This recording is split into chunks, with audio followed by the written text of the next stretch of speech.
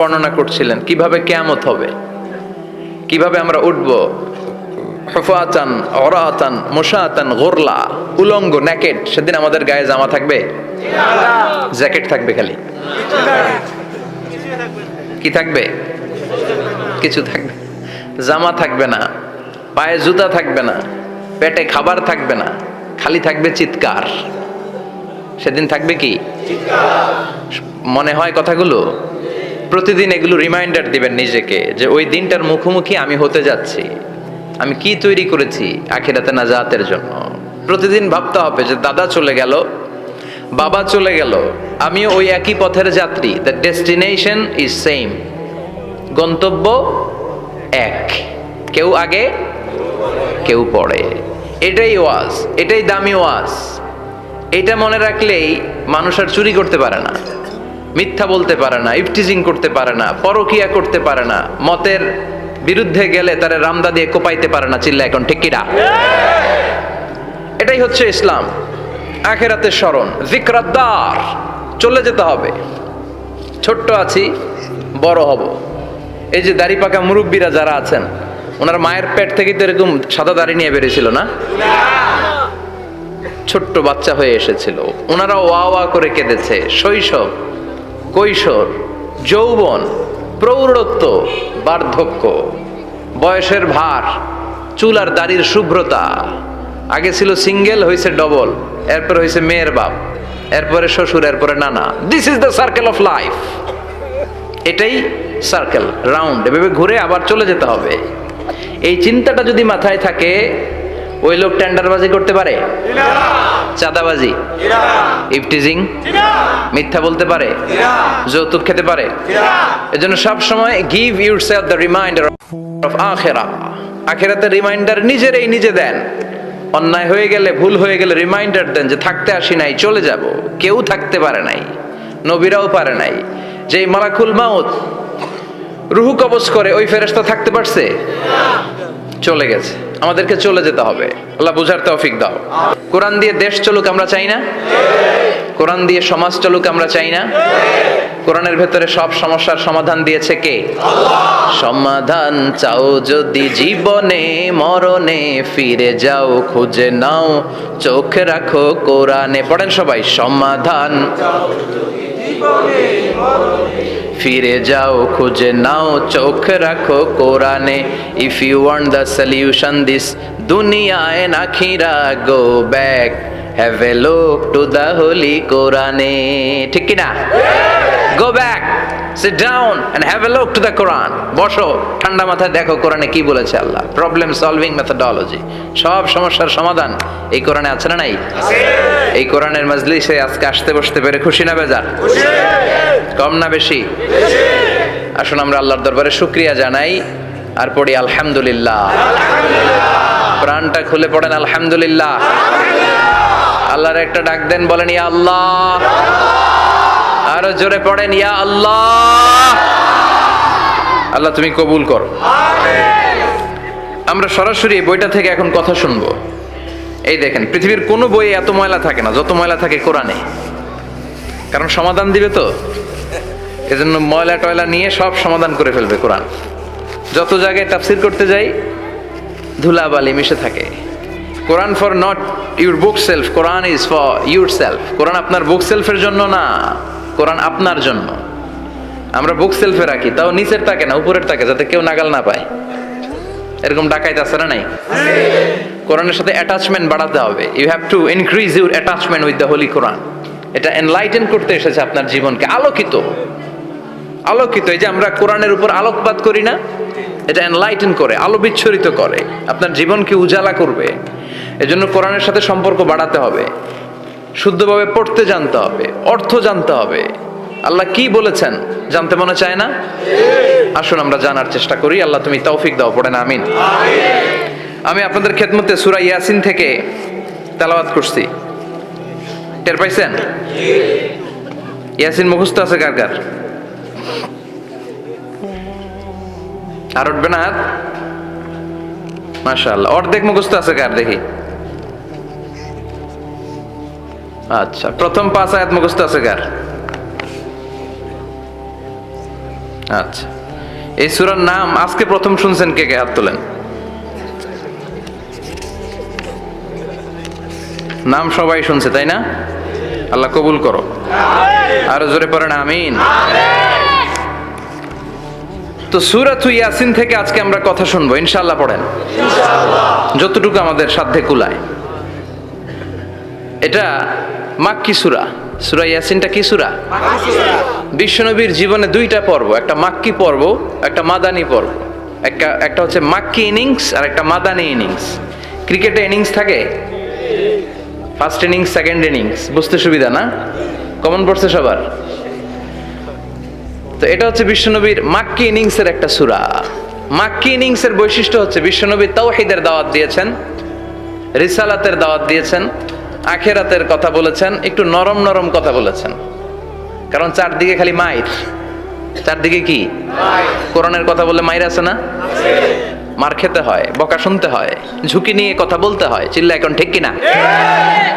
বিশ্বনবীরে বলা হলো এগুলো ছেড়ে দেন, এগুলো ছেড়ে দেন। সুন্দরী নারী দেব, টাকার পাহাড় দেব, ক্ষমতার চেয়ারে বসিয়ে দেব, সব দিব। এই হচ্ছে আমাদের 3 দফা। নারী দেব, সম্পদ দিব, ক্ষমতা দিব। বিশ্বনবী বললেন আমার খালি 1 দফা। আমার কয় দফা? 1 দফা। লা ওয়াদাউ আশ-শামসা ফি ইয়ামিনি, সূর্য যদি ডান হাতেও দাও, ওয়াল কামারা ফি ইয়াসারি, চন্দ্র যদি বাঁ হাতেও দাও, এই কালেমার দাওয়াত থেকে 1 হাতও আমারে পিছনে নেওয়া যাবে না। চিল্লা এখন ঠিক কি না? মুমিন কখনো ভয় পায় না, মুমিন কখনো পিছু হটে না, মুমিন স্ট্র্যাটেজি চেঞ্জ করে, মুমিন কৌশলী হয়। এই রাস্তা দিয়ে যাওয়া যায় না, বৈশা বৈশা কেঁদে লাভ নাই, রাস্তা আরেকটা খুঁজতে হবে, আরেকটা রাস্তা বানায় নিতে হবে। এটাই হচ্ছে মুমিনের বৈশিষ্ট্য। আল্লাহ তুমি বোঝার তৌফিক দাও। তো বিশ্বনবীর মাক্কি ইনিংসের খেলার সিস্টেম ছিল ঠ্যাক দিয়ে খেলতেন। ক্রিকেটে কি বলে যে উইকেট বাঁচায় খেলতে হবে, তোমার উইকেট যাতে পড়ে না যায়। তো ঠেকায় ঠেকায় খেলে। তো বিশ্বনবী ঠেকায় ঠেকায় খেলছেন, আর 4 ছক্কা মারছে সব মাদানী ইনিংসে। সুবহানাল্লাহ নাই? মাদানী ইনিংসে বিশ্বনবী গর্জে উঠলেন, জ্বলে উঠলেন আপন শক্তিতে। রবি না? তো বিশ্বনবী মাদানী ইনিংসে যেটা করেছেন সেটা হচ্ছে সমাজ সংস্কার করেছেন। He was a very good reformer of the society. As a father, as a husband, as a reformer of the society, as a lawgiver, as a lawmaker, as a commander, and as a messenger, Muhammad is the superman of the world. স্বামী হিসেবে, বাবা হিসেবে, নেতা হিসেবে, নবী হিসেবে, সমাজ সংস্কারক হিসেবে, আইন প্রণেতা হিসেবে মুহাম্মদ হচ্ছেন এই পৃথিবীর জন্য সুপারম্যান। তার কোনো তুলনা হয় না, বিশ্বনবীর কোনো তুলনা হয় বিয়ন্ডলেস, বাউন্ডলেস, বটমলেস। তার নিয়ে কথা বলতে গেলে সময় ফুরায় যাবে, মাইকের ব্যাটারি শেষ হয়ে যাবে, মাগার কথা শেষ হবে। এজন্য ওনার জীবনের ক্ষেত্রে বলা হয় বিয়ন্ডলেস, বাউন্ডলেস, বটমলেস। অসাধারণ ব্যক্তিত্ব, সুপার ক্যালিফ্রাজিলিস্টিক এক্সপিয়ালিডোসাস, অসাধারণ, যার কোনো তুলনা হয় না, এক্সেলেন্ট, আনপ্যারালাল। মাদানী জীবনে উনি সশস্ত্র সংগ্রাম করলেন, সংস্কার করলেন সমাজটাকে, সেনাবাহিনী বানালেন।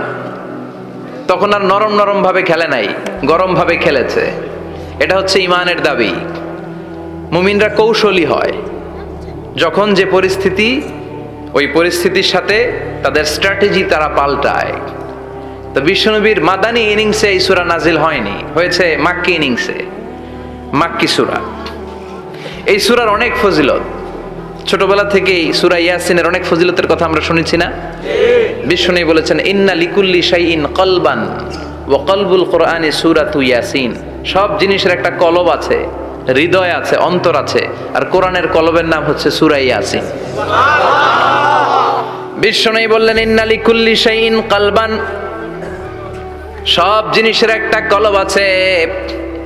ওয়া ইন্না কলবাল কোরআনি সূরাতু ইয়াসিন, আর কোরআনের কলবের নাম হলো সূরাতু ইয়াসিন।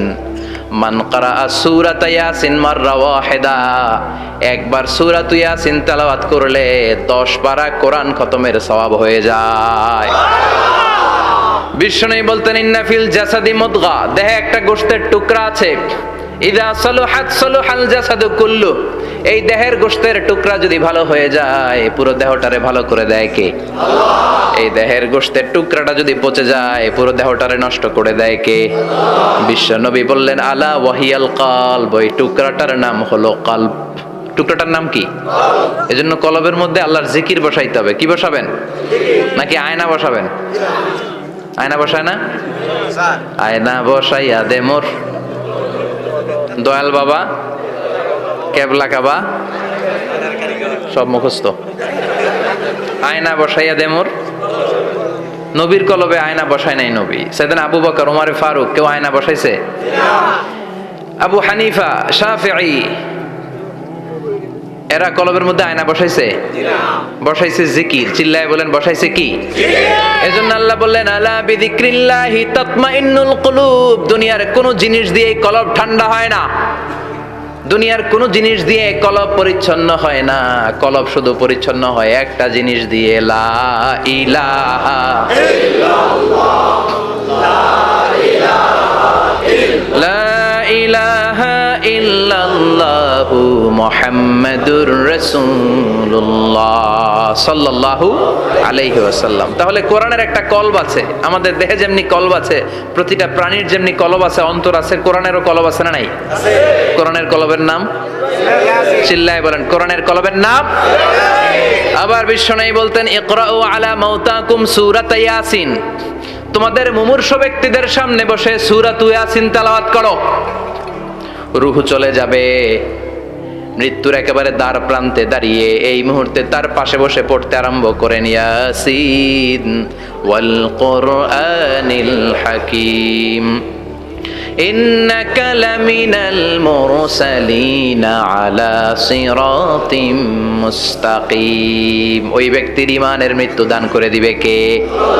মৃত্যুর কষ্ট হালকা করে দিবে কে? আবার বিশ্বনবী বলতেন রাত্রিবেলা যে ব্যক্তি একবার সূরাত ইয়াসিন তেলাওয়াত করে ঘুমাতে যায়, সকালবেলা নিষ্পাপ অবস্থায় তারে ঘুম থেকে জাগাবে কে? আল্লাহ। তাহলে এই সূরার মর্যাদা কম কম না বেশি বেশি? কলবুল কোরআন, এটা কোরআনের কলব। একবার পড়লে 10 পড়ার সওয়াব। আবার মুমূর্ষু ব্যক্তির সামনে বসে সূরা ইয়াসিন তেলাওয়াত করতে বলা হয়েছে। তাহলে মৃত্যুর কষ্টরে হালকা করে দেয় কে? আল্লাহ।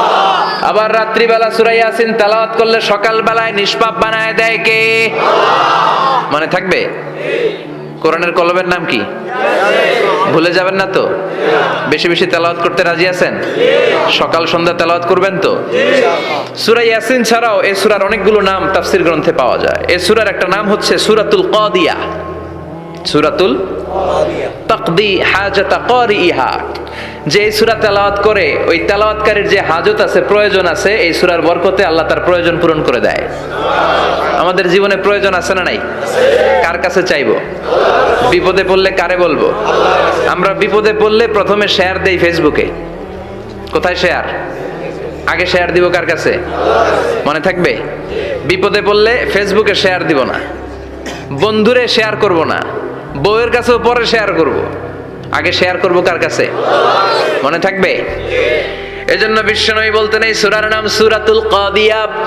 মানুষের হাজত পূরণ করে দেয়। এই সূরা তেলাওয়াত করে যদি আপনি আল্লাহর কাছে কোনো বিপদ থেকে পানাহ চান অথবা কোনো প্রয়োজন নিয়ে দোয়া করেন, সূরার বরকতে প্রয়োজনটা পূর্ণ করে দেয় কে? আল্লাহ। কেউ যেটা পারে না পারে কে? আল্লাহ। কেউ যেটা দেয় না দেয় কে? আল্লাহ। কেউ যেটা শোনে না শোনে কে? আল্লাহ। তাহলে পেলাম সূরাতুল কাদিয়া। আরেকটা নাম আছে সূরার, সেটা হচ্ছে সূরাতুল আযীমা। সুমহান সূরা। কি সূরা? সুমহান, আযীমা। এই আযীম আর আযীমা এই শব্দ দুইটা অনেক দামি। আল্লাহ যে কোনো জায়গায় ব্যবহার করেন নাই। বিশ্বনবীর চরিত্রের উপমা দিতে যে আল্লাহ আযীম শব্দ বলেছেন, তাই না? রব্বুল আলামিন বলেন ওয়া ইন্নাকা লাআলা খুলুকিন আযীম। ও নবী, সাধারণ কোন চরিত্র আপনারে আমি দেই নাই, আপনারে আমি দিয়েছি আযীম একটা চরিত্র। খুলুকুন আযীম, and verily indeed you are on a very good standard of character. অসাধারণ চরিত্র দিয়েছি। বিশ্বনবীর চরিত্র বুঝাতে যে আল্লাহ কি শব্দ ব্যবহার করেছেন? কথা বলে না। তাফসীর শিখে যেতে হবে। কোন শব্দ ব্যবহার করেছেন? আযীম। আবার আল্লাহ নিজের পরিচয় দিতে যে আজিম বলেছেন, ওয়ালা ইয়াউদুহু হিফযুহুমা ওয়া হুয়াল আলিয়্যুল আযীম। সুবহানাল্লাহ। আকাশ জমিনের নিয়ন্ত্রণ করতে যে আল্লাহ কখনো ক্লান্ত হয় নাকি? কারণ তিনি হচ্ছেন আল আলিয়্যুল আযীম। আল্লাহু আকবার। তার মানে নবীর চরিত্রের ক্ষেত্রে আজিম, আল্লাহর নিজের সত্তার ক্ষেত্রে আল্লাহ বললেন আযীম। আবার বললেন কিয়ামতের দিন গোটা পৃথিবীটারে আমি নাড়িয়ে দেব, গোটা পৃথিবীতে একটা আমি ভূমিকম্প দিব। এই কথাও কোরআনে আছে না নাই? ইযা জুলজিলাতিল আরদু জিলজালাহা আল কারিয়াতু মাল কারিয়া। পুরো পৃথিবী কাঁপিয়ে দিব। এই কাঁপাকাঁপিটা ওই দিনের ভূমিকম্পটা কি অন্যান্য সময়ের ভূমিকম্পের মতো হবে? এই ভূমিকম্পকে আল্লাহ বলেছেন আজিম। ইন্না জালজালাতা সাআতি লা শাইউন আযীম। সেদিনের ভূমিকম্প সাধারণ কোনো আর্থকোয়েক নয়, সাধারণ ভাইব্রেশন না, এটা আযীম। আবার আল্লাহ কোরআনকেও আযীম বলেছেন, ওয়ালাকাদ আতাইনাকা সাবআম মিনাল মাসানি ওয়াল কুরআনাল আযীম। ও নবী, আমি আপনার নিত্য পাঠনীয় সপ্তবাক্য সূরাতুল ফাতিহা দিয়েছি, সাথে সাথে কোরআনে আযীম দান করেছি। সুবহানাল্লাহ। তার মানে কোরআনের ক্ষেত্রে আযীম, কিয়ামতের ভূমিকম্প এটা আযীম, আল্লাহ নিজেও আযীম, বিশ্বনবীর চরিত্র আযীম। আবার এই সূরাটাও যেহেতু দামি, এজন্য এই সূরার নাম সূরাতুল আযীমাহ। সূরাতুল আযীমাহ, সুমহান সূরা। এটা যেন তেন সূরা নয়, এটা তো কোরআনের কলব। কলব ছাড়া মানুষ বাঁচে? হার্ট ফাউন্ডেশনে যেয়ে দেখবেন মানুষের কি অবস্থা। হৃদরোগ, হৃদয় যার নষ্ট, তার যে কত কষ্ট। এই যে কি পরানো লাগে এখন, রিং পরায়, এনজিওপ্লাস্টি করে আর্টারি ব্লক করে ফেলে। চর্বি, এত চর্বি আমরা খাই, এত গরুর গোশত আমরা খাই। মনে রাখবেন, যেই প্রাণীর পা বেশি ওইটার ভিতরে কোলেস্টেরল বেশি। মাছের কয় পা? হ্যাঁ, নাই, এখানে নাই, মাছের পাটা নাই, কোলেস্টেরল নাই। মুরগির কয় পা? জোরে বলতে হবে। তার মানে কিছু কোলেস্টেরল আছে না নাই? গরুর কয় পা? কোলেস্টেরল বেশি না কম? এইবার কোন চিংড়ির কয় পা? সবচেয়ে বেশি কোলেস্টেরল কন্টেইন করে শ্রিম্প, প্রন, চিংড়ি। এজন্য এগুলো কম খাইতে হবে। তবে 40-এর আগে যারা আছেন ধুমায়া খান, 40-এর পরে এই যে মাটন, ল্যাম্প, ছাগলের গোশ, খাসির গোশ, চিংড়ি, এগুলো আপনার ডায়েট থেকে বাদ দিয়ে দিতে হবে। বুঝতে পেরেছেন? এজন্য এই সূরাটা যেন তেন সূরা নয়, এটা তো কোরআনের কলিজা, হার্ট, হৃদয়। এজন্য সূরাটা সূরাতুল আযীমা। সুবহানাল্লাহ পড়েন। তার মানে 1 নম্বরে পেলাম সূরাতুল কাদিয়াহ, 2 নম্বরে পেলাম সূরাতুল আযীমা, 3 নম্বরে সূরার আরেক নাম হলো সূরাতুল মুইম্মা। সূরাতুল মুইম্মা। মুইম্মার 2 অর্থ। এক অর্থ হচ্ছে এটার বরকতটা আম, সবার জন্য, যেই পড়ে সেই বরকত পায়, এজন্য মুইম্মা। আবার মুইম্মার আরেক অর্থ হচ্ছে যেই সূরা শত্রুকে অন্ধ করে দেয়। কি করে দেয়? এই সূরার প্রথম 9টা আয়াত যদি বিপদে পড়ে, শত্রুর কবলে পড়ে আপনি তেলাওয়াত করেন, শত্রুর চোখটারে অন্ধ করে দিবে কে? আল্লাহ। বিশ্বনবী মক্কা থেকে যখন মদিনায় যায়, হিজরতের সময় বিশ্বনবী সূরাতুল ইয়াসিনের প্রথম 9টা আয়াত তেলাওয়াত করলেন। তেলাওয়াত করে আল্লাহর নাম নিয়ে ঘর থেকে বের হলেন। আশেপাশে কাফেররা ঘুরে কিন্তু বিশ্বনবীরে দেখে না, সবাই খালি এরকম এরকম করে, ডানে বায়ে হাতায়, বিশ্বনবীর সামনে দিয়ে যায়, কিন্তু কাফেরদের চোখ অন্ধ করে দিয়েছে কে? আল্লাহ। এজন্য কোরআন তেলাওয়াত করলে কাফেরদের চোখকে অন্ধ বানায় দেয় কে? আল্লাহ। এজন্য সূরার একটা নাম হচ্ছে সূরাতুল মুইম্মা। কি নাম? অন্ধ করে দেয়। তাফসিরে কুরতুবির মুসান্নিফ ইমাম আল কুরতুবি, ওনাকে জালিম বাদশা বন্দী করেছিল। ওনার তাফসিরে এসেছে উনি শক্তিশালী লোক ছিলেন, জেলখানা ভেঙে বাঁচার জন্য দিছে দৌড়। ওনারেও ধরার জন্য জালিম বাদশার সৈনিকেরা ঘোড়া নিয়ে রওনা হয়েছে। উনিও দৌড়ায়, ঘোড়াও পেছন থেকে আসে। ওমিয়া মানুষ কি ঘোড়ার দৌড়ের সাথে পারে? উনি হাঁটতে হাঁটতে হয়রান হয়ে এক বালুর ময়দানে যে ধপাস করে পড়েছেন। ওরাও ঘোড়া দিয়ে এসে নেমেছে, কিন্তু আজীব তামাশা, উনি বালুতে ধপাস করে পড়েই সূরাতুল ইয়াসিনের প্রথম 9 আয়াত তেলাওয়াত করতে শুরু করেছেন। ওরা নিচে নেমে ডানে বায়ে সামনে পিছনে খালি খুঁজে, কিন্তু দেখে না, সামনেই কিন্তু বসা। ওদের চোখটার অন্ধ করে দিছে কে? আল্লাহ। বিশ্বাস হয়? ঈমান হয়? এজন্য বিপদে পড়লে সূরাতুল ইয়াসিনের প্রথম 9 আয়াত পড়তে রাজি আছেন? আল্লাহ তুমি তৌফিক দাও। আমিন। আরো জোরে পড়েন আমিন। এজন্য আল্লাহ চমৎকার ভাবে এই সূরাটা শুরু করে দিলেন দুইটা কাটা অক্ষর দিয়ে। আল্লাহ বললেন ইয়াসিন ওয়াল কুরআনিল হাকীম ইন্নাকা লামিনাল মুরসালিন আলা সিরাতিম মুস্তাকিম। পড়েন সুবহানাল্লাহ। ইয়াসিন সূরাটা শুরু করলেন কি দিয়ে? এটা কি কোনো বাক্য? এটা কি কোনো শব্দ? এটা কি অক্ষর? দুইটা। প্রথম অক্ষরের নাম, দ্বিতীয়টা আওয়াজ করে বলেন। প্রথম অক্ষরটার নাম, দ্বিতীয়টা। খুব চমৎকার না? বাক্য দিয়ে এই সূরাটা শুরু করে নাই। যেমন ইযা জুলজিলাতিল আরদু জিলজালাহা, এই সূরার প্রথম আয়াত, এটা একটা বাক্য না? আচ্ছা। ওয়াদ-দুহা ওয়াল-লাইলি ইযা সাজা, বাক্য না? কিন্তু ইয়াসিন এটা কি কোনো বাক্য? এটা কি কোনো শব্দ? না, এটা কাটা দুইটা অক্ষর। সুবহানাল্লাহ পড়েন। আল্লাহ 114টা সূরার প্রায় 29টা সূরা এরকম কাটা কাটা অক্ষর দিয়ে শুরু করেছেন। সুবহানাল্লাহ নাই?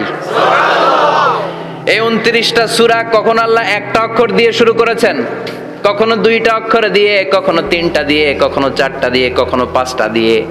একটা অক্ষর দিয়ে আল্লাহ কোরআনের সূরা শুরু করেছেন। এরকম একটা সূরা বলেন। নুন ওয়াল কলামি ওয়া মা ইয়াসতুরুন। নুন, নুন দিয়ে সূরা শুরু হয়ে গেছে। তারপরে কফ, এক অক্ষর দিয়ে সূরা শুরু হয়ে গেছে। সুবহানাল্লাহ পড়েন। সুবহানাল্লাহ। এবার বলেন দুই অক্ষর দিয়ে সূরা শুরু হয়েছে এরকম সূরা বলেন। আমিন। এত দূরে যান কেন? এটা আছে না নাই?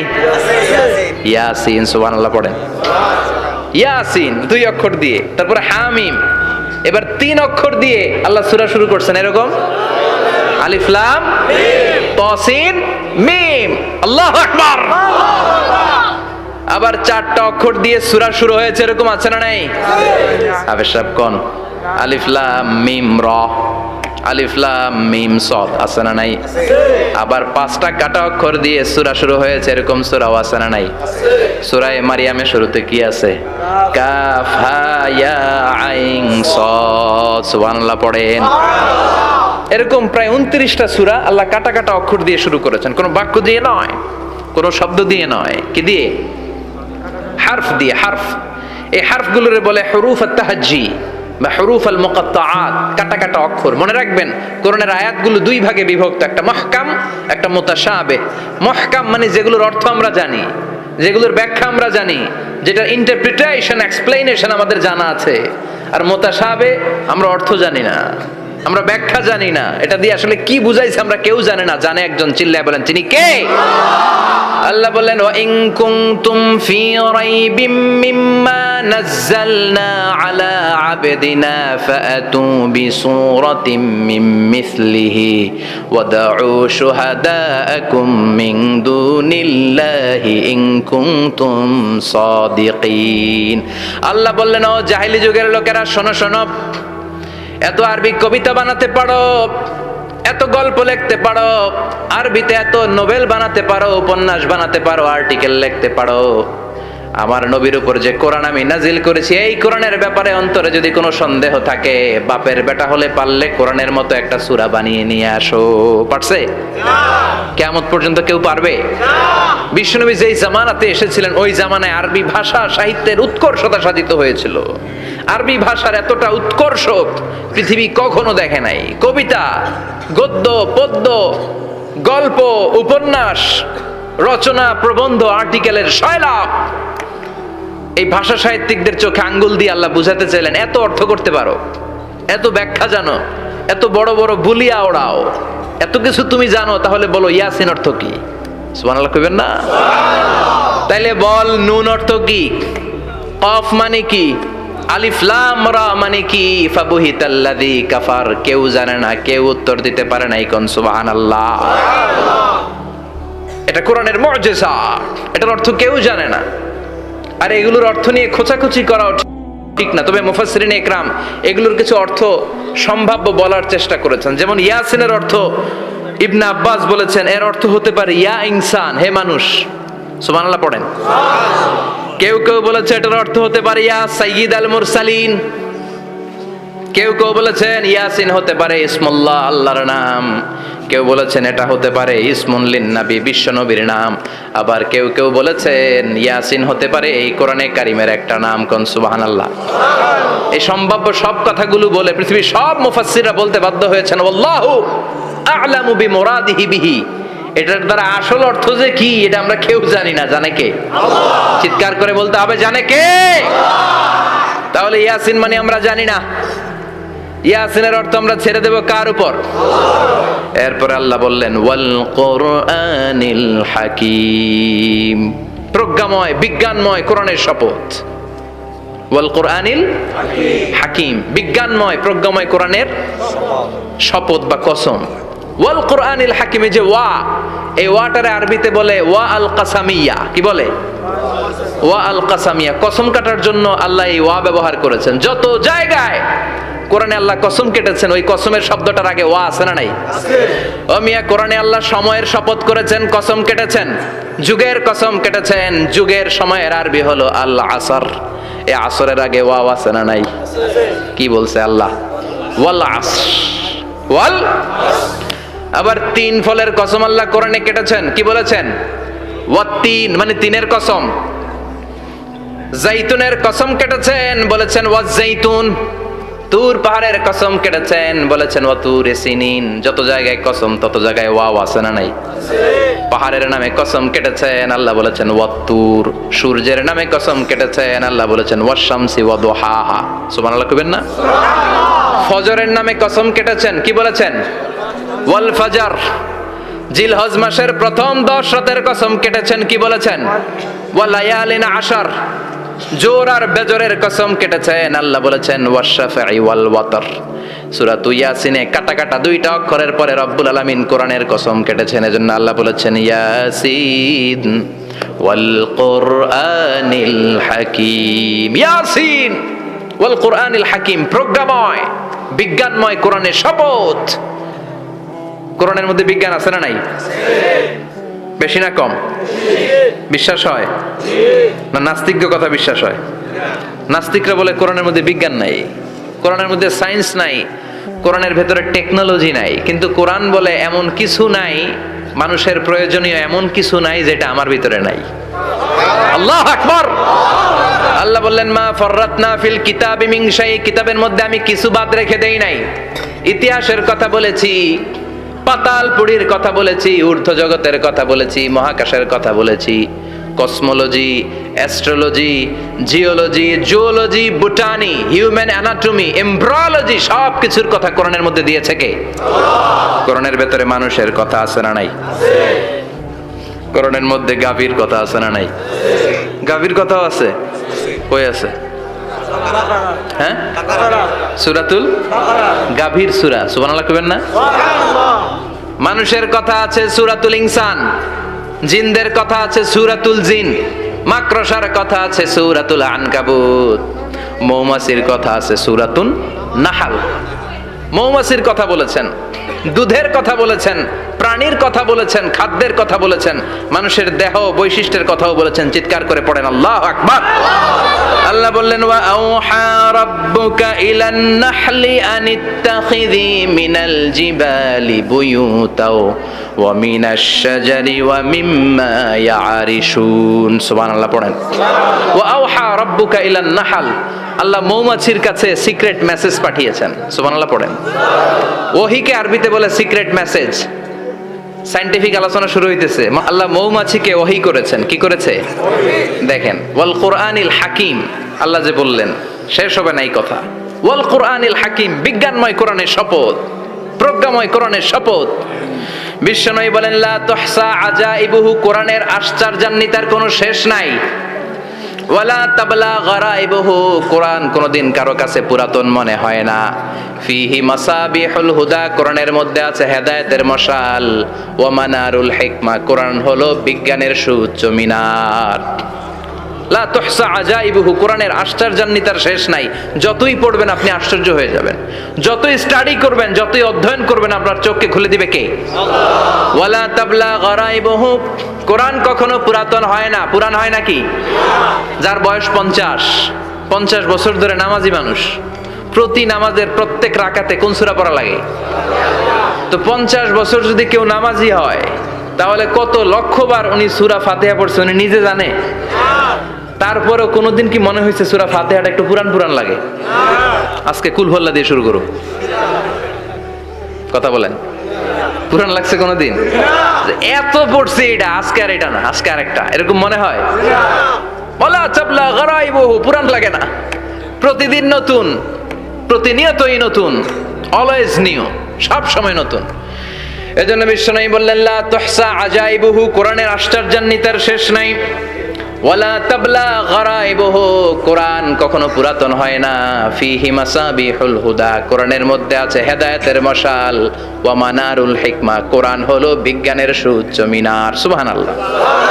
আল্লাহ বললেন ওয়া আওহা রাব্বুকা ইলান নাহাল, আমি মৌমাছির কাছে মেসেজ দিলাম, সিক্রেট মেসেজ। আনিত্তাখিযি মিনাল জিবালি বুয়ুতা, তোমরা পাহাড়ের মধ্যে তোমাদের বাড়ি বানাও, মৌচাক বানাও। অমিনা সাজার, গাছের মগ ডালে, বড় বড় ডালে তোমরা বাসা বানাও। ওয়ামিম্মা ইয়ারিশুন, উঁচু উঁচু জায়গায় মৌচাক বানাও, যাতে করে গ্রামের ছোট্ট ছেলেরা ঢিল মারতে না পারে। কোন সুবহানাল্লাহ। মৌমাছির আল্লাহ শিখাই দিছে। নিচু জায়গায় কোনোদিন মৌমাছির বাসা দেখবেন? নিচু জায়গায় সহজে নাগাল পাওয়া যায়, ধরা যায়? কথা কন।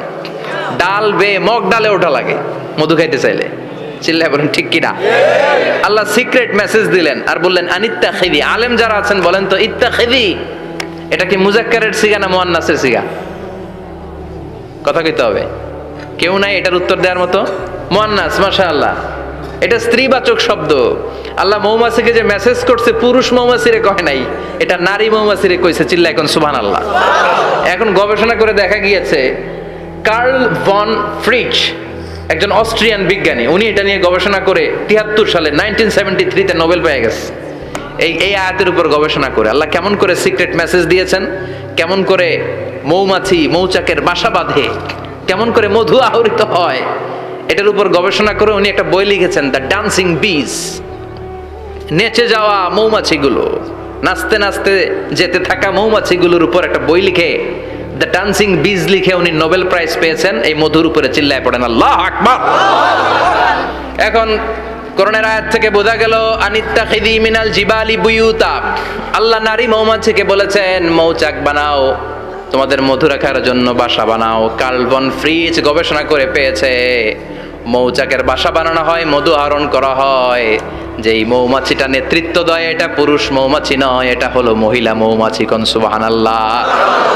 পুরো মৌচাকের মধ্যে মধু আহরণ, মধু নেওয়া, পুরো প্রসিডিউরটা সারার জন্য কোনো পুরুষ মৌমাছি লিডিং দেয় না, লিডিং দেয় একটা নারী মৌমাছি, স্ত্রী মৌমাছি। এজন্য ইত্তাখিয, ম্যাসকুলিন জেন্ডার ইউজ না করে আল্লাহ বলেছেন ইত্তাখিযি। নারী মৌমাছিকে আল্লাহ অ্যাড্রেস করে বলেছেন যাও মৌচাক বানাও আর এটার মধ্যে মধু আহরণ করো। চিল্লায় পড়েন আল্লাহু আকবার। আল্লাহ বললেন ইত্তাখিযি মিনাল জিবালি বুয়ুতা, পাহাড়ের মধ্যে ঘর বানাও। ওয়ামিনাস সাজার, গাছের বড় ডালের মধ্যে ঘর বানাও। ওয়ামিম্মা ইয়ারিশুন, উঁচু উঁচু জায়গায় ঘর বানাও। উনি গবেষণা করে পেয়েছেন এই মধুর মধ্যে অসাধারণ কিছু ন্যাচারাল অ্যান্টিসেপটিক আছে। কি আছে? Natural antiseptic. এটার নাম হচ্ছে প্রপিলিস। প্রপিলিস নামে একটা লিকুইড পাওয়া যায় মৌচাকের মধ্যে। এটা কাটা জায়গায় লাগা দিলে স্যাভলন, ডেটল কিছু লাগানো লাগবে না। ওই প্রপিলিসের কারণে আপনার কাটা জায়গা এমনি শুকায় যাবে। সুবহানাল্লাহ পড়েন। দ্বিতীয় বিশ্বযুদ্ধে রাশিয়ান যত সৈনিকরা যুদ্ধে আহত হতো, ওরা আলাদা করে অ্যান্টিসেপটিক খাইতো না, ওরা মধু আইনা লাগাই দিত আর সুস্থ হয়ে যেত। সুবহানাল্লাহ পড়েন। নিউজিল্যান্ডের কিছু বিজ্ঞানীরা আবিষ্কার করেছে মৌমাছির হুলের ভিতরে রেমিটিক ফিভারের অ্যান্টিবায়োটিক আছে। অনেকের বাত জ্বর হয়, বাতের ব্যথা থাকে না? থাকে, মুরব্বীদের বেশি হয়। ওই জায়গার মধ্যে যদি আপনি মৌমাছি এনে ঢুকাই দিতে পারেন, মৌমাছির হুল লাগাই দিতে পারেন, ভালো হয়ে যাবে। মৌমাছি যখন হুল ফুটে আরাম লাগে না অনেক? খাইছেন? কামড় খাইছেন? হ্যাঁ, মজা লাগে। তো নিউজিল্যান্ডের এই গবেষকরা এরা আবিষ্কার করেছে যে মৌমাছি যদি হুল ফুটিয়ে দেয়, ওইখানে বাতের ব্যথা থাকলে, বেদনা থাকলে এটা ভালো হয়ে যাবে। আমি নিজে দেখেছি, বিবিসি একটা ডকুমেন্টারি, ইজিপশিয়ান একজন ফিজিশিয়ান, চিকিৎসক, উনি ওনার বাতের ব্যথায় আক্রান্ত যত রুগীরা আছে ওদের গায়ের মধ্যে মৌমাছি এনে এনে নিজে নিজে হুল ফুটায়। রুগী চিৎকার মারে, ও মাগো, ও আল্লাহ গো, কিন্তু একদিন পরে ব্যথা নাই, আর কয় ভালো হয়ে গেছি। সুবহানাল্লাহ কইবেন না? তো এজন্য এই কার্ল বন ফ্রিজ 1973-তে দ্য ডান্সিং বিজ লেখে গোটা বিশ্বকে তাক লাগিয়ে দিয়েছে। তার গবেষণার প্রতিটি পয়েন্ট কোরআনের এই আয়াতের সাথে মিলে যায়। চিৎকার করে পড়েন আল্লাহু আকবার। এই যে আমরা মধু খাই, এই মৌচাকের ভেতরে অন এন অ্যাভারেজ অ্যারাউন্ড 60,000 মৌমাছি থাকে। তিন ভাগে, একটা হচ্ছে কুইন বি, একটা মেল বি, আর একটা হচ্ছে ওয়ার্কার বি। একটা থাকে রানী মৌমাছি, এর নেতৃত্বে সবাই চলে। আর একটা থাকে মেল বি, পুরুষ মৌমাছি, বংশ বাড়ানোর জন্য এদের কাজে লাগে। আর সব হচ্ছে ওয়ার্কার বি, সবাই কাজ করে। আল্লাহ বললেন সুম্মা কুলি মিন কুল্লি সামারাত ফাসলুকি সুবুলা রাব্বিকি যুলুলা। আল্লাহ সিক্রেট মেসেজ দিয়ে বললেন গাছের উপরে বাসাবাদ, পাহাড়ের উপরে মৌচাকের বাসাবাদ, উঁচু উঁচু জায়গায় তোমরা তোমাদের বাসা বাঁধো। সুম্মা কুলি মিন কুল্লি সামারাত, এরপর এলাকার যত মিষ্টি মিষ্টি ফুল আছে, ফল আছে, ওখান থেকে রস নিয়ে আসো। সুবহানাল্লাহ। পুষ্প রস সংগ্রহ করে মধুগুলো, এটার বলে sweet nectar. They collect the sweet nectar from the flowers. এবং মধুর মধ্যে এত চমৎকার জিনিস থাকার কারণ হচ্ছে মৌমাছিগুলো ওই এলাকার সব ধরনের ফুল, ভালো ভালো সুগন্ধযুক্ত ফুল ফল থেকে রস নিয়ে আসে। তো ওই গাছগুলোর মধ্যে বনাজি গাছ আছে না নাই? ঔষধি গাছ আছে না নাই? এজন্য মধুরে বলা হয় সব রোগের ঔষধ। যত বনাজি ঔষধি গাছের নির্যাস আর পুষ্প রস আছে, সব আল্লাহ মধুর ভিতরে ঢুকায়া মধুকে আল্লাহ ন্যাচারাল ভ্যাকসিন বানিয়ে দিয়েছেন। চিল্লায়ে পড়েন আল্লাহু আকবার। আল্লাহ বললেন সুম্মা কুলি মিন কুল্লি সামারাত, সব ফল আর ফুল থেকে নেকটার পুষ্পরস নিয়ে আসো। ফাসলুকি সুবুলা রাব্বিকি যুলুলা, যেমন যেমন গিয়েছিলা পথ চিনায় আবার ফিরে আসো। ইয়াখরুজু মিন বুতুনিহা শারাব, এরপর তাদের পেট থেকে বের হয় শারাব। মুখতালিফুন আলওয়ানু, এক একটা মধুর কালার হয়ে যায় এক এক রকম। কোন সুবহানাল্লাহ। সরষে ফুলের মধু একটু সাদা সাদা হয় না? আমি হচ্ছি মধু খাওয়ার পোক। আমি দেশে বিদেশে যেখানে গিয়েছি ফ্রেশ হানি আমি অনেক খুঁজেছি। ইয়ামানি একটা মধু পাওয়া যায়, ইয়ামানের সাওয়াহিলি এলাকায়, পাহাড়ি এলাকায়, একেবারে কুচকুচে কালো। আবার অনেক মধু আছে কিছুটা খয়েরি এবং হলুদ বর্ণের। কিন্তু সরষে ফুলের যে মধুটা, এটা অনেকটা সাদা। এই পুষ্পরস নিয়ে মৌমাছিগুলো মৌচাকের মধ্যে ঢেলে দেয় না, এগুলো খেয়ে ফেলে। প্রত্যেকটা মৌমাছির পেটের ভেতরে আল্লাহ 2টা করে স্টোমাক দিয়েছে, পাকস্থলী। সুবহানাল্লাহ পড়ে। এটাই Karl von Frisch the dancing bees বইয়ের মধ্যে লিখেছে গবেষণায়, যে 2টা পাকস্থলী। একটা পাকস্থলী দিয়ে মৌমাছি খায়, নিজে খেয়ে বাঁচে। আর একটা পাকস্থলী দিয়ে এই ফ্লাওয়ার নেক্টার, পুষ্প রস সংগ্রহ করে ওই পাকস্থলীতে রাখে। ওই পাকস্থলীর ভেতরে আল্লাহ একটা ন্যাচারাল এনজাইম দিয়েছেন। ওই এনজাইমের সাথে ওই পুষ্প রসটা মিক্সড হয়। তারপরে আরেকটা টিউব আছে, ওই টিউব দিয়ে মৌমাছি যে সে বাসার মধ্যে মৌমাছি যে সেখানে সাপ্লাই করে দিয়ে আসে, মধু ঢুকিয়ে দিয়ে আসে। চিল্লায় পড়েন সুবহানাল্লাহ। তার মানে বিষয়টা এমন না ফুলের রস নিয়ে মৌচাকের দিয়ে আসলো, ফুলের রস সে নেয়, তার স্পেশাল একটা স্টোমাকের মধ্যে ঢুকায়, সেখানে এনজাইম দিয়ে পাচক রস দিয়ে আল্লাহ এটাকে সমৃদ্ধ করে দেয়। তারপর আলাদা একটা নল দিয়ে, টিউব দিয়ে মৌচাকের ভেতরে ঢুকিয়ে দেয়। কোন সুবহানাল্লাহ। কি অসাধারণ পদ্ধতিতে আল্লাহ মধু বানালেন। আর কি সুন্দর মধু হাতের মধ্যে লয়া জিব্বা দিয়া চাটে আর গান গায়, মধু হই হই বিষা বাইলা। আছে না নাই? আল্লাহ শুকরিয়া নাই? মধু খায় আর গান গায়, মধু হই হই বিষা বাইলা, অনহারনে ভালোবাসার দাম ন দিলা। আছে না নাই? ডাকাইত। এই মধু খেয়ে শুকরিয়া করতে হবে কার? বসো, চিৎকার করে বলেন শুকরিয়া করতে হবে কার? আল্লাহ বললেন ইয়াখরুজু মিন বুতুনিহা, এটা মধু সরাসরি চলে আসে না, ওর পেট থেকে বের হয়। মুখতালিফুন আলওয়ানুহু, বিভিন্ন রঙের মধু আছে না নাই? ব্ল্যাক কালারের মধু হয়, হোয়াইট হানি হয়, অর্গানিক হানি হয়, ক্রিমড হানি হয়। কত ধরনের মধু যে আল্লাহ পৃথিবীতে রেখেছে তার ইয়ত্তা নাই। এরপর আল্লাহ বললেন ফিহি শিফাউন লিন্নাস, মধুর ভিতরে শিফা দিয়েছে কে? আল্লাহ। এজন্য বিশ্বনবীর খাদ্য তালিকার মধ্যে মধু আছে না নাই? আছে। বিশ্বনবী সুগন্ধযুক্তওয়ালা মধু খেতেন, দুর্গন্ধযুক্তওয়ালা কোনো মধু মুখে নিতেন না। সুবহানাল্লাহ। বিশ্বনবীর জামানায় মাগাফির নামে একটা মধু ছিল, দুর্গন্ধযুক্ত। এটা কখনো বিশ্বনবী মুখে নিতে চাইতেন না। সুগন্ধযুক্ত মধু সবসময় বিশ্বনবী খেতেন। বিশ্বনবীর স্ত্রীরা এই সুগন্ধিযুক্ত মধু বোতলের মধ্যে প্রিজার্ভ করে রাখতেন বিশ্বনবীকে দেওয়ার জন্য। বিশ্বনবী প্রাণ ভরে এগুলো পান করতেন, সুবহানাল্লাহ। বিশ্বনবী যে সমস্ত খাদ্যগুলো পছন্দ করতেন হাদিসে এসেছে, বিশ্বনবী রুটি খেতেন, খেজুর খেতেন, খেজুর, খেজুর চিনেন, বালাহ, তামার, দুধ খেতেন, এই মধু খেতেন, জব খেতেন, বার্লি খেতেন, লাউ খেতেন, রুম্মান, ডালিম ফল, আনার ফল, আনার চিনেন, আনার, এই আনার খেতে পছন্দ করতেন বিশ্বনবী। মাশরুম খেতেন, মাশরুম, মাশরুম চিনেন, ব্যাঙের ছাতার মতো, রেস্টুরেন্টে ইদানিং মাশরুমের স্যুপ পাওয়া যায়, এটা খাবেন। যাদের চোখের জ্যোতিতে সমস্যা, দৃষ্টিতে সমস্যা, খাবেন। হাদিসে এসেছে আল কামআতু মিনাল মান ওয়া মাউহা শিফাউন লিল আইন। মাশরুম হলো মান্না সালোয়ার মতো খাবার। মাশরুমের স্যুপ যারা খাবে, চোখের জ্যোতি যাদের কম, তাদের চোখের জ্যোতি বাড়িয়ে দিবে কে? বুখারীর বর্ণনা, কানা রাসূলুল্লাহ ইউহিব্বুল হালাওয়া ওয়াল আসাল। বিশ্বনবী মিষ্টান্ন খেতে বড্ড পছন্দ করতেন, আবার বিশ্বনবী বেশি বেশি মধু খেতে পছন্দ করতেন, সুবহানাল্লাহ। কোরআনে দুইটা জিনিসের ক্ষেত্রে আল্লাহ শিফা যোগ করেছেন, যে দুইটা জিনিসের সাথে সম্পৃক্ত হলে শিফা। এক হচ্ছে কোরআন পড়লে শিফা, অনুনাজ্জিলু মিনাল কোরআনি মা হুয়া শিফা। আবার কোরআনে এই আয়াতের ক্ষেত্রে বলা হয়েছে শিফা ফিহি শিফাউন লিন্নাস।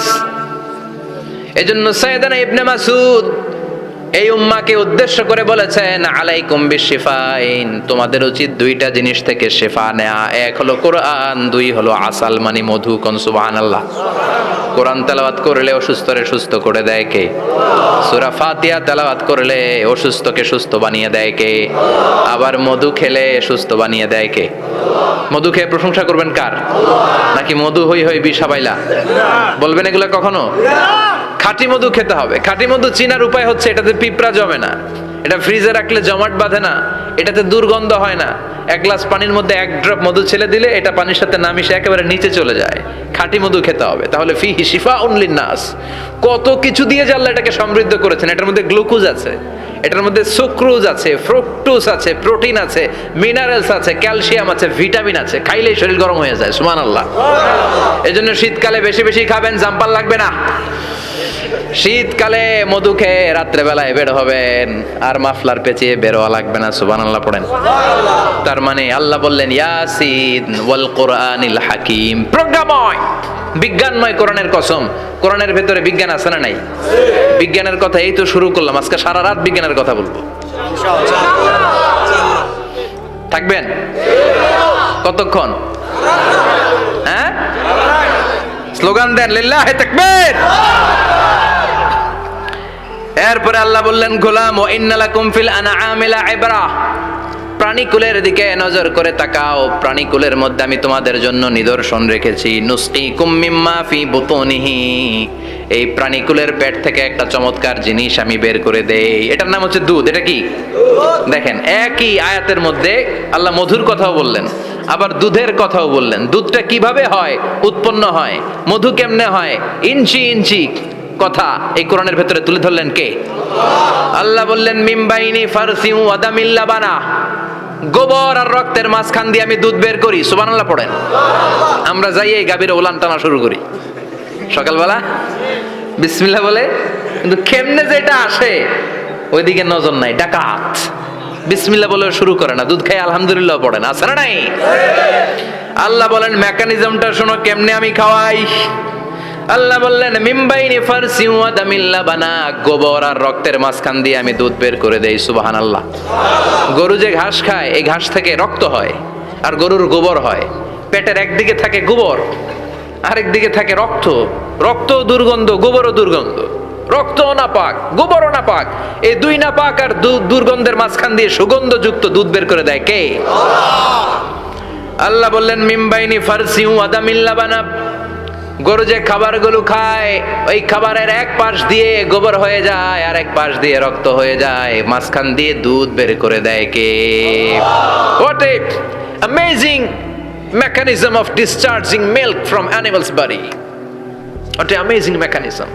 একদিক দিয়ে গোবর দুর্গন্ধ, আরেক দিক দিয়ে ঘাস খাওয়ার কারণে রক্ত হয়, মাঝখান দিয়ে দুধ বের হয়ে যায়। সুবহানাল্লাহ। আবার বাছুর ছাড়া দুধ পাওয়া যায় না। গাভী আছে কার কার? হাত তোলেন তো। বাছুর ছাড়া দুধ পাওয়া যায়? শুধু গাভী, বাছুর নাই, দুধ আসবে?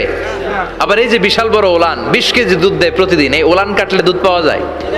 এক ফোঁটা দুধও ওলানটা কেটে টুকরা টুকরা করলে আপনি পাবেন না। এটা আলাদা মেকানিজম, এটা ভিতর থেকে একটা নির্যাস।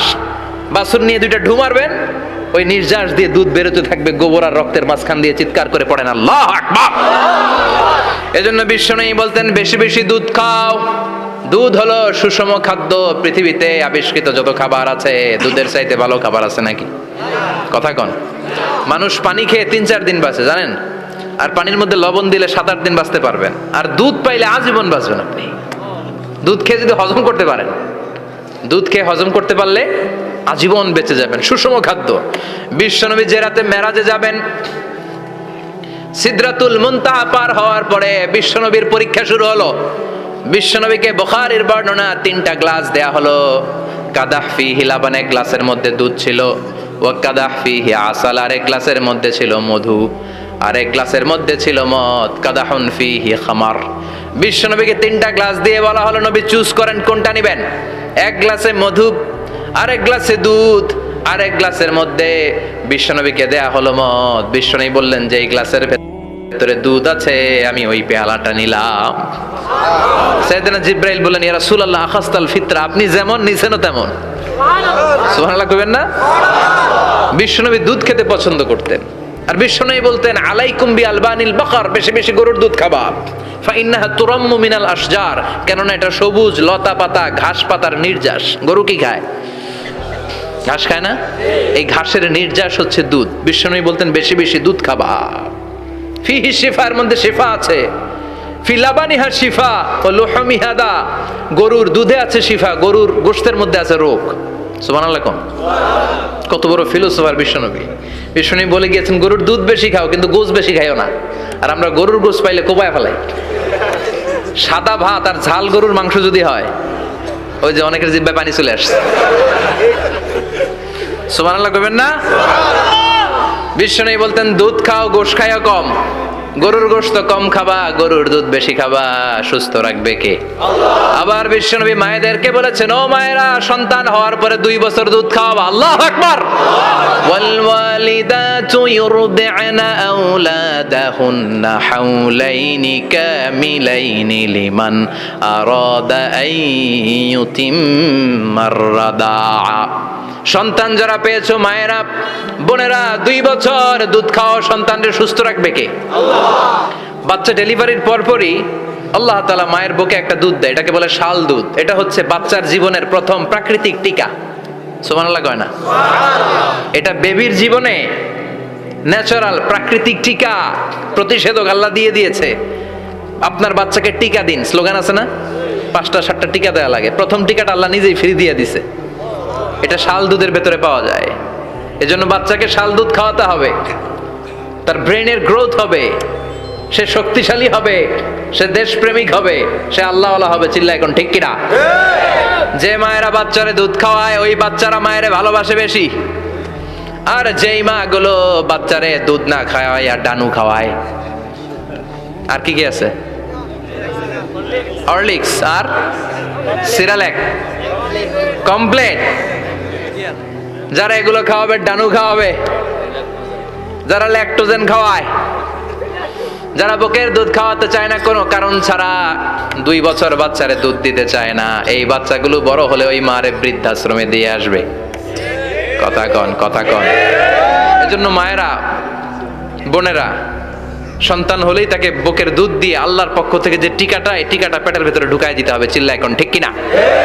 এটা হচ্ছে ন্যাচারাল টিকা। এজন্য আল্লাহ বললেন ইয়াসিন ওয়াল কোরআনিল হাকিম। ইয়াসিন, বিজ্ঞানময় কোরআনের শপথ। কোরআনের মধ্যে বিজ্ঞান আছে না নাই? অভাব নাই। কয়টা শুনবেন? আল্লাহ কসমোলজির কথা বলেছে, অ্যাস্ট্রোলজি কথা। কসমোলজি হচ্ছে সৃষ্টি তত্ত্ব। কসমোলজি কি? সবাই বলেন কসমোলজি কি? আল্লাহ বললেন আওয়ালাম ইয়ারাল্লাযীনা কাফারু আন্নাস সামাওয়াতি ওয়াল আরদা কানাতা রাতকান ফাফাতাকনাহুমা। কাফেররা কি দেখে না মহাবিশ্বের সব কিছু একসাথে মিলে ঝিলে ছিল, বিশাল এক বিস্ফোরণের মাধ্যমে আমি মহাবিশ্ব তৈরি করেছি। সুবহানাল্লাহ। আদিতে শুরুতে কিন্তু সব আকাশ, বাতাস, জমিন চন্দ্র, সূর্য, নক্ষত্র, গ্রহ, নীহারিকা পুঞ্জ, গ্যালাক্সি, ব্ল্যাক হোল সবকিছু মিলেমিশে একসাথে ছিল। এটার ঘনত্ব ছিল খুব বেশি। মহাবিশ্বের সবকিছু ছিল একটা বিন্দু। এটাকে বিজ্ঞানীরা নাম দিয়েছে দ্য সিঙ্গুলারিটি, মহা একত্ব। এরপর একটা প্রচন্ড বিস্ফোরণের মধ্য দিয়ে মহাবিশ্ব সৃষ্টি হয়েছে। এটার ওরা নাম দিয়েছে বিগ ব্যাং থিওরি। কি নাম? স্টিফেন হকিং মারা গেছে না গত বছর নাকি? হ্যাঁ, বছর খানিক আগে মারা গিয়েছে। সবচেয়ে বড় পদার্থবিজ্ঞানী ছিল। সে একটা বই লিখেছে, from the brief history of time, a brief